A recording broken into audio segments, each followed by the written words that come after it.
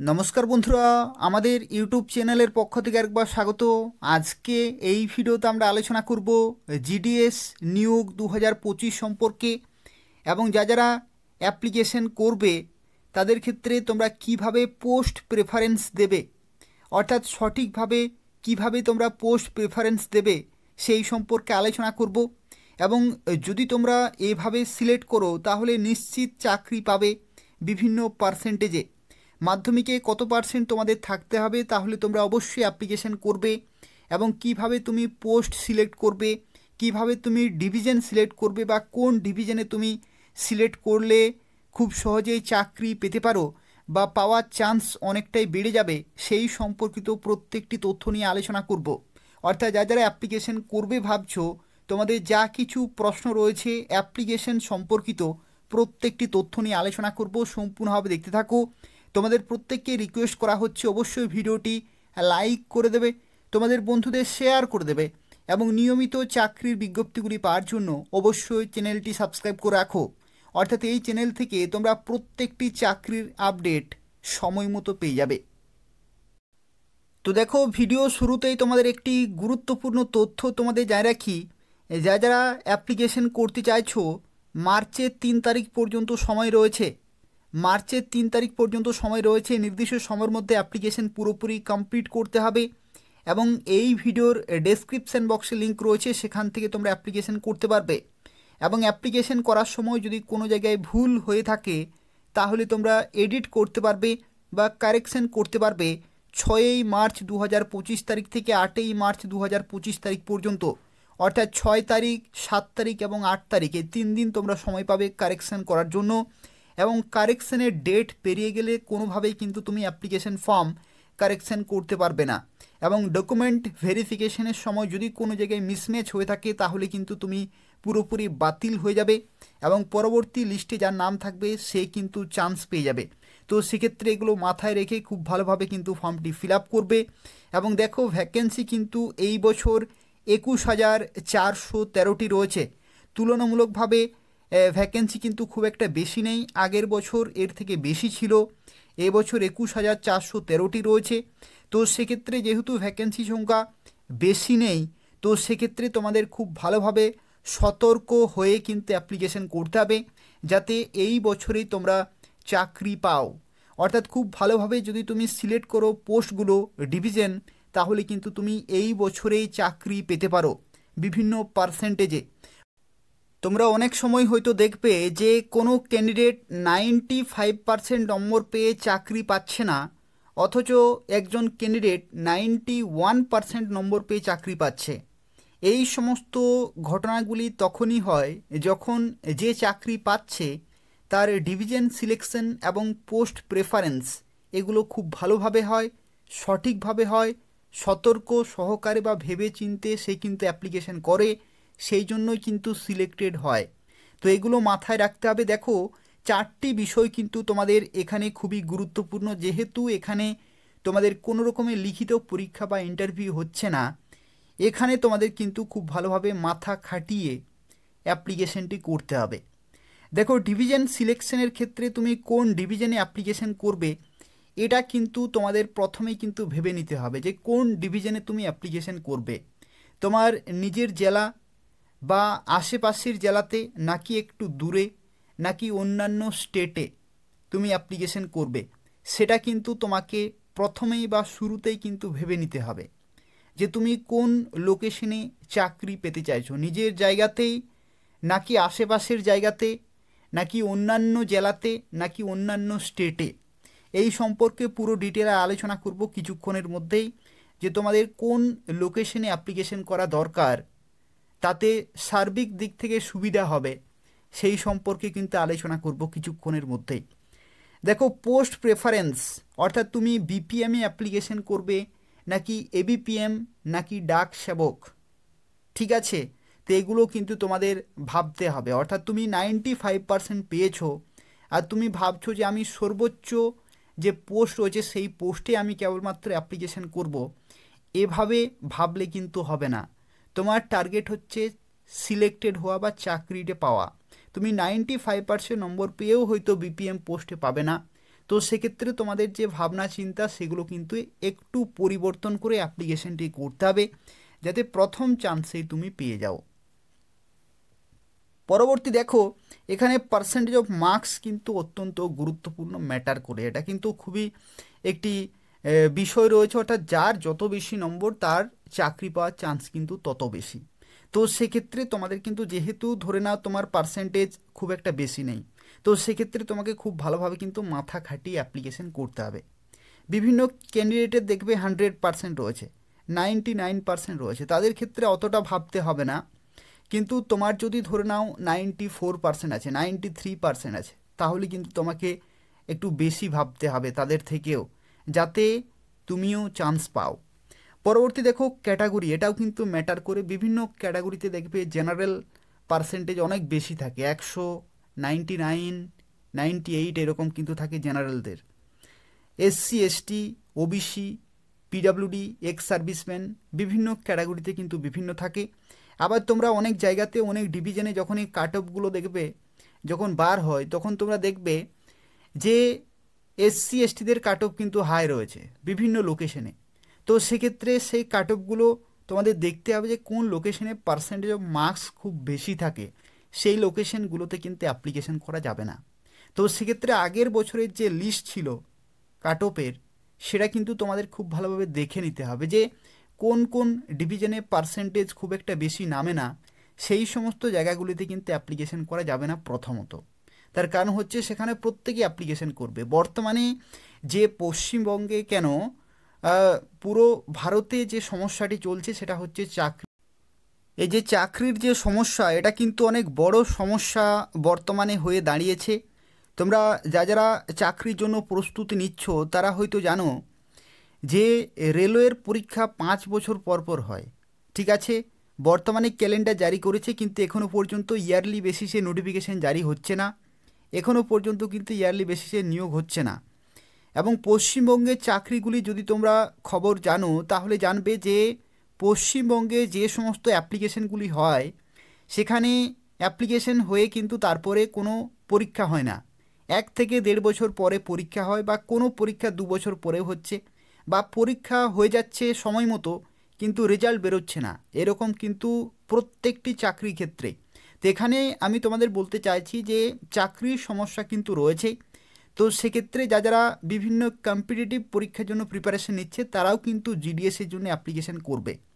এবং করোনার সময় হয়তো অনেকেই ভালো পার্সেন্টেজ পেয়েছে, ভালো নাম্বার পেয়েছে, কিন্তু সেটাই নয়। করোনার আগেও কিন্তু অনেক স্টুডেন্ট যারা 95%, 96% বা 99% নম্বরও কিন্তু পেয়েছে। তো সেক্ষেত্রে সেই সমস্ত ক্যান্ডিডেটও কিন্তু বর্তমানে অ্যাপ্লিকেশন করছে জিডিএসে। তো সেক্ষেত্রে তোমরা বুঝতে পারছো যে বহু ক্যান্ডিডেট কিন্তু অ্যাপ্লিকেশন করছে বর্তমানে জিডিএসে। এবং অনেকেই আগে কি হতো যে অ্যাপ্লিকেশন করার পরে তারা কিন্তু ডকুমেন্ট ভেরিফিকেশন করতে যেত না, বা তারা চাকরি করতে চাইতো না, ইচ্ছুক ছিল না। কিন্তু বর্তমানে সমস্যার কারণে সবাই কিন্তু এখন জিডিএসে অ্যাপ্লিকেশন করছে এবং চাকরি করতে চাইছে।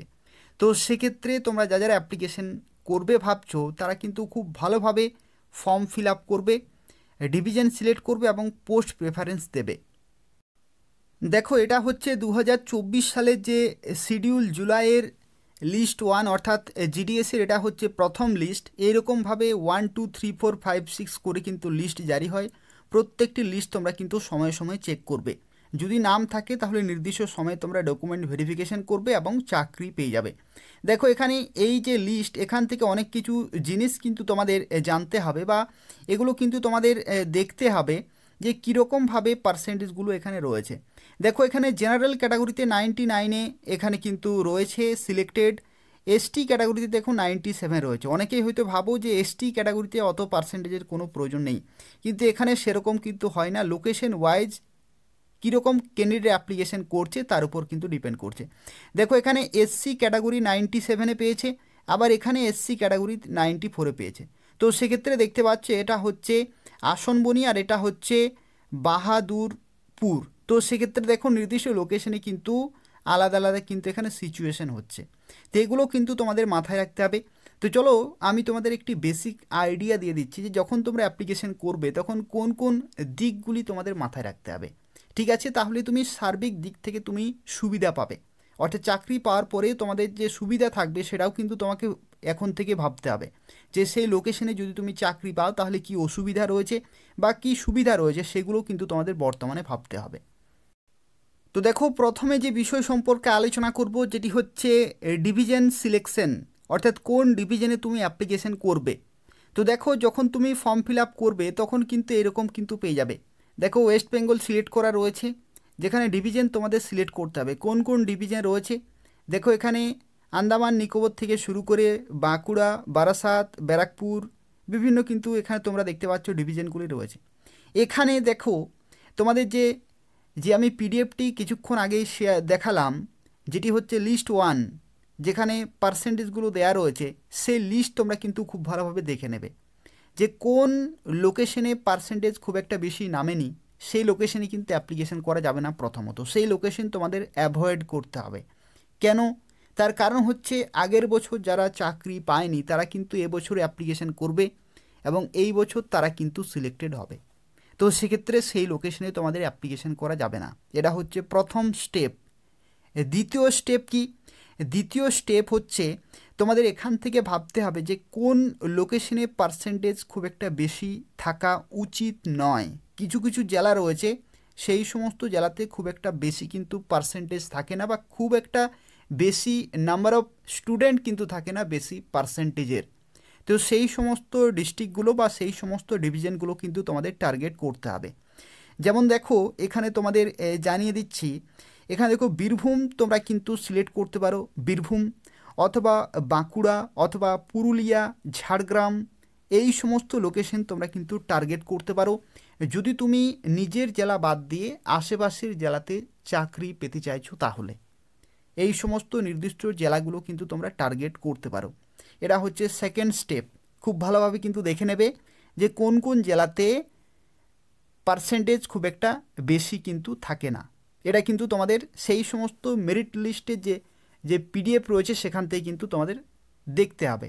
লিস্ট 1, 2, 3, 4, 5 প্রত্যেকটি লিস্ট কিন্তু দেখে দেখে তোমাদের এগুলো সিলেক্ট করতে হবে। একটু সময় লাগবে, কিন্তু সেই সময়টি যদি তোমরা এখন দাও তাহলে কিন্তু হয়তো তুমি সিলেক্টেড হতে পারো।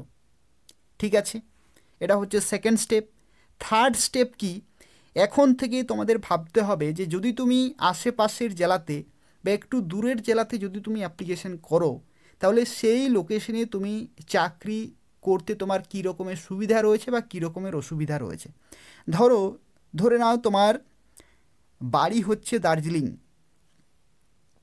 আর তুমি অ্যাপ্লিকেশন করছো পুরুলিয়া ডিভিশনে, তাহলে তুমি বুঝতে পারছো যে দার্জিলিং এবং পুরুলিয়ার ডিস্টেন্স কত। এবং এটা যেহেতু তোমাদের যে পে স্কেল 7 সেন্ট্রাল পে কমিশনে পে স্কেল কিন্তু নয়, তো সেক্ষেত্রে তোমরা বুঝতে পারছো যে 10-12 হাজার 15 হাজার থেকে শুরু করে ম্যাক্সিমাম 18-19 হাজার টাকার মতো পাওয়া যাবে। তো সেক্ষেত্রে সেই টাকাতে তুমি দার্জিলিং থেকে পুরুলিয়াতে এসে বা পুরুলিয়া থেকে দার্জিলিংয়ে গিয়ে চাকরি করতে ইচ্ছুক কি না সেটাও কিন্তু তোমাকে এখন থেকে ভাবতে হবে। তার কারণ হচ্ছে কি, যে তুমি চাকরি সেই লোকেশনে পেলে এবং সঙ্গে সঙ্গে তার পরের বছর তোমার ট্রান্সফার হয়ে গেল, এটা কিন্তু আগে থেকে আশা করা ভুল। তার কারণ হচ্ছে দেখো, এখানে ট্রান্সফার দুটি নিয়মে হয়, সেটাও আমি কিছুক্ষণের মধ্যে আলোচনা করে দেব। সম্পূর্ণভাবে দেখতে থাকো। ট্রান্সফারের যে বিষয়টি রয়েছে সেটাও আমরা আলোচনা করব। দেখো, এখানে তোমাদের এটা হচ্ছে তোমাদের আরও একটি 3 নম্বর কিন্তু স্টেপ, এটা মাথায় রাখতে হবে যে তুমি বেশি দূরে অ্যাপ্লিকেশন করতে চাইছো কি না। কিন্তু অনেক ক্যান্ডিডেট থাকে যারা বেশি দূরে কিন্তু অ্যাপ্লিকেশন করবে, তাদের কোনো সমস্যা নেই।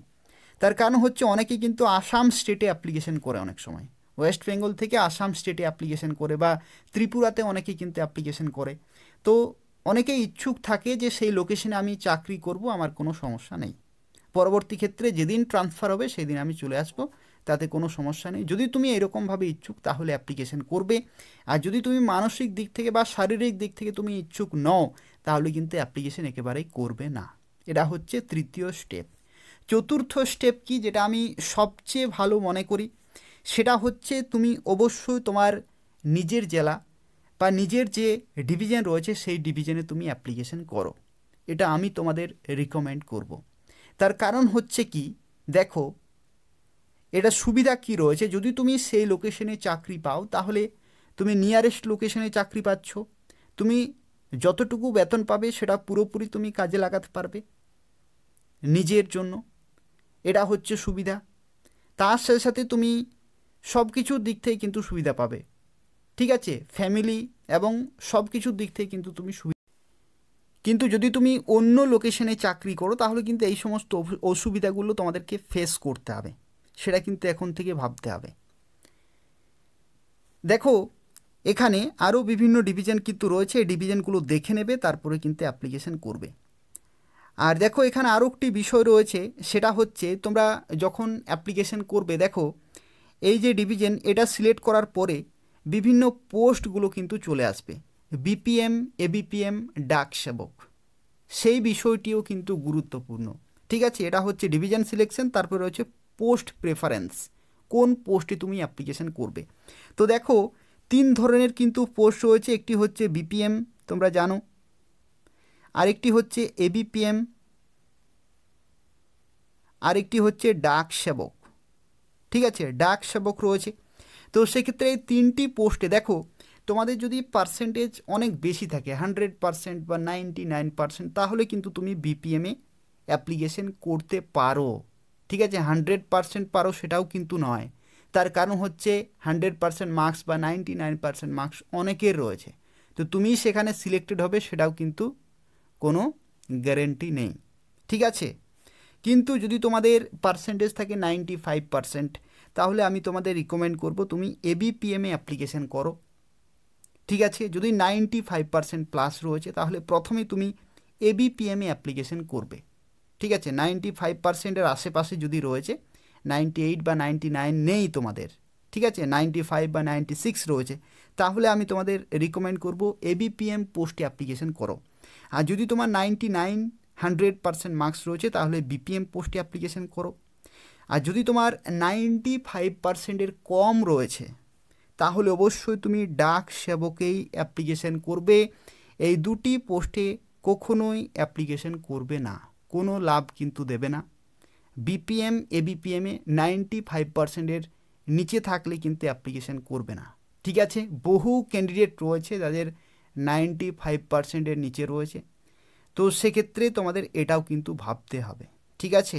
95%-এর নিচে থাকলে ডাক সেবকেই কিন্তু অ্যাপ্লিকেশন করবে, না হলে তোমার অ্যাপ্লিকেশন খুব একটা বেশি কিন্তু কাজে লাগবে না। যদি লাক থাকে বা যদি সেই লোকেশনে কেউ অ্যাপ্লিকেশন না করে সেই পার্সেন্টেজে, তাহলে হয়তো পেতে পারো, কিন্তু পাওয়ার যে চান্সটা রয়েছে সেটা কিন্তু অনেকটা কমে যাবে যদি তুমি 95%-এর নিচের থেকেও বিপিএম বা এবিপিএমে অ্যাপ্লিকেশন করো। তার কারণ হচ্ছে কি, এখানে তোমাদের পছন্দ মতো অ্যাপ্লিকেশন করলে কিন্তু হবে না, ভেবে বুঝে পার্সেন্টেজকে সঠিকভাবে কিন্তু ব্যবহার করতে হবে। দেখো সব শেষে আরও একটি তথ্য সম্পর্কে আলোচনা করব, যেটি হচ্ছে অন্য রাজ্যে যারা অ্যাপ্লিকেশন করবে ভাবছো, আসামে বা ত্রিপুরাতে, তাদের ক্ষেত্রে তোমরা অবশ্যই জানো যে মাধ্যমিক পাশের সাথে সাথে তোমাদের কিন্তু লোকাল ল্যাঙ্গুয়েজ জানতে হবে। আসামের ক্ষেত্রে বাংলা ভাষাও তুমি অ্যাপ্লিকেশন করতে পারো, অথবা ত্রিপুরার ক্ষেত্রে তুমি বাংলা ভাষাতে অ্যাপ্লিকেশন করতে পারো। এবং সেক্ষেত্রে শর্ত কি, মাধ্যমিকে যে তোমাদের মার্কশিট রয়েছে সেখানে অবশ্যই বাংলা ভাষা থাকতে হবে, তাহলে তুমি অ্যাপ্লিকেশন অবশ্যই করতে পারবে এবং সেই স্টেটেও তুমি কিন্তু চাকরি করতে পারো। কিন্তু এখানে দেখো ট্রান্সফারের বিষয়টি অনেকেরই হয়তো ভাবনায় আসতে পারে যে সেখান থেকে তুমি কিভাবে নিজের রাজ্যে বা নিজের জেলাতে আসতে পারো। এখানে ট্রান্সফারের দুটি প্রসেস রয়েছে, একটি হচ্ছে ডাইরেক্ট, আরেকটি হচ্ছে মিউচুয়াল ট্রান্সফার। ডাইরেক্ট তোমার যদি সেখান থেকে পাঠায় তাহলে হতে পারে, সেক্ষেত্রে সময় লাগবে, কিন্তু সবচেয়ে দ্রুত যে প্রসেস সেটি হচ্ছে মিউচুয়াল ট্রান্সফার। যদি ধরে নাও আসামের কোনো ক্যান্ডিডেট ওয়েস্ট বেঙ্গলে চাকরি করছে এবং তুমি ধরে নাও আসামে পেয়েছো, তাহলে মিউচুয়াল ট্রান্সফার কিন্তু করা যায় এবং সেজন্য তোমাকে সেই নির্দিষ্ট ব্যক্তিকে কিন্তু খুঁজতে হবে, বার করতে হবে যে কোন লোকেশনে সে কাজ করছে, ঠিক আছে। তো তার সাথে মিউচুয়াল ট্রান্সফার কিন্তু করা যায়। এবং এখন বর্তমানে জিডিএসের ক্ষেত্রে কি হয়েছে, অনলাইনে তুমি ট্রান্সফারের জন্য অ্যাপ্লিকেশন করতে পারো 1 বছর চাকরি করার পরে, ঠিক আছে। 1 বছর চাকরি করার পরে তুমি কিন্তু এলিজিবল হয়ে যাবে ট্রান্সফারের জন্য। অ্যাপ্লিকেশন কেবল করতে পারবে, যে অ্যাপ্লিকেশন করলেই তুমি পেয়ে যাবে সেটা নয়, অ্যাপ্লিকেশন করতে পারবে। তো এই তথ্যগুলো মাথায় রেখে তুমি অন্য স্টেটে অ্যাপ্লিকেশন করবে। যদি তুমি ইচ্ছুক তাহলে অবশ্যই অ্যাপ্লিকেশন করে দেবে। তার কারণ হচ্ছে কি, বর্তমানে চাকরির যা সমস্যা তাতে পাওয়াটাই হচ্ছে মেন ব্যাপার। অবশ্যই তোমরা প্রত্যেকেই তোমাদের নিজের ইচ্ছা মতো অ্যাপ্লিকেশন করবে। তো এই হচ্ছে আজকের সম্পূর্ণ তথ্য। এভাবেই তোমাদের কিন্তু ফর্ম ফিল আপ করে ফাইনাল সাবমিট করতে হবে। আর যদি কোনো প্রশ্ন থাকে তাহলে অবশ্যই কমেন্ট করে জানাবে। তার পাশাপাশি যদি ইনফরমেটিভ বলে মনে হয় তাহলে অবশ্যই ভিডিওটি লাইক করে দেবে, তোমাদের বন্ধুদের শেয়ার করে দেবে ফেসবুকে, হোয়াটসঅ্যাপে, যাতে প্রত্যেকেই এই গুরুত্বপূর্ণ তথ্যটি জানতে পারে। এবং চ্যানেলটি অবশ্যই সাবস্ক্রাইব করে রাখো নিয়মিত চাকরির বিজ্ঞপ্তিগুলি পাওয়ার জন্য। অর্থাৎ তোমরা যারা বিভিন্ন চাকরি পরীক্ষার জন্য প্রস্তুতি নিচ্ছ, তারা যদি চাকরির আপডেটগুলি চাইছো, অর্থাৎ কবে কোন কোন বিজ্ঞপ্তিগুলি বার হচ্ছে, কবে থেকে ফর্ম ফিল আপ শুরু হচ্ছে, এই সংক্রান্ত যদি তোমরা আপডেটগুলো পেতে চাইছো তাহলে অবশ্যই চ্যানেলটি সাবস্ক্রাইব করে রাখো এবং নিয়মিত ফলো করতে থাকো। এই চ্যানেল থেকে তোমরা পশ্চিমবঙ্গের এবং কেন্দ্রীয় সরকারের প্রত্যেকটি গুরুত্বপূর্ণ বাছাই করা চাকরি বিজ্ঞপ্তিগুলি সময় মতো পেয়ে যাবে। ধন্যবাদ।